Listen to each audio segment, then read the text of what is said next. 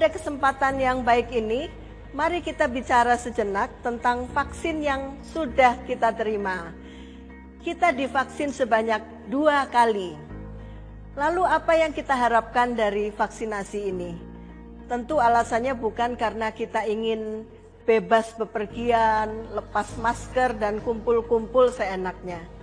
Tujuan kita divaksin adalah bahwa kita mengharapkan ada antibodi yang terbentuk di dalam tubuh kita supaya kita kebal terhadap virus COVID-19.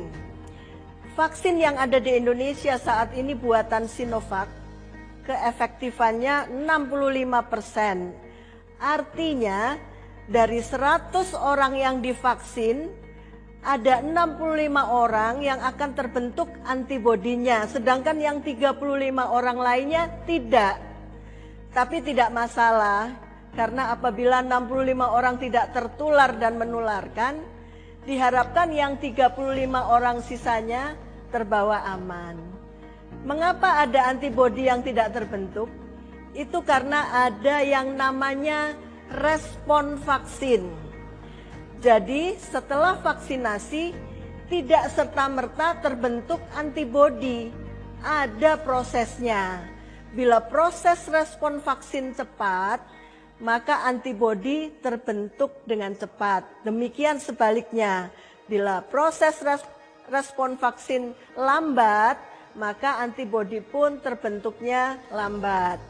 Respon vaksin tidak sama antara satu orang dengan yang lainnya. Apa itu respon vaksin? Setelah disuntikkan di dalam tubuh kita, vaksin dianggap sebagai benda asing oleh tubuh kita. Lalu vaksin dimakan oleh sel darah putih, ditelan dan dihancurkan oleh sel darah putih yang ukurannya besar-besar, yang saat itu sedang patroli di dalam darah kita. Lalu dikirimlah sinyal kepada jenis sel darah putih lain yang secara khusus bertugas membangkitkan antibodi di dalam tubuh kita. Nah, oleh karena itu, supaya terbentuk antibodi yang cukup tinggi, dibutuhkan kondisi sel darah putih yang militan.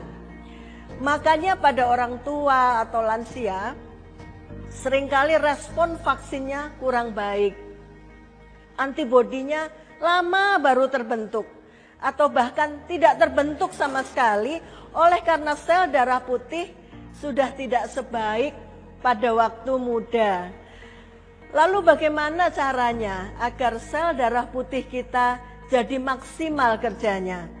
Pada saat pandemi, minimal ada beberapa vitamin dan mineral yang perlu kita konsumsi, seperti vitamin C, vitamin D, dan zinc. Oleh karena penyerapan vitamin dan mineral ini terjadinya di usus, maka usus kita juga harus sehat. Perbanyak makanan berserat ditambah bawang putih dan bawang merah. Jangan terlalu banyak konsumsi gula dan karbo seperti pasta, roti, atau mie. Karena makanan ini mengurangi bakteri baik di dalam usus kita. Untuk lansia, kadangkala perlu dibantu dengan mengkonsumsi bakteri baik atau yang disebut probiotik seperti yogurt, tempe, dan tauco.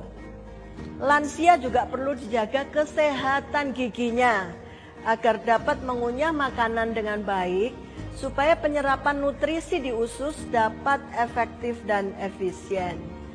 Setelah vaksinasi dan terbentuk antibodi, kenapa kita juga harus tetap memakai masker, cuci tangan, jaga jarak, tidak bergerombol dan sebagainya? Iya, karena virus tidak peduli apakah kita punya sertifikat vaksin atau tidak. Dia tetap bisa dengan leluasa masuk ke dalam tubuh kita.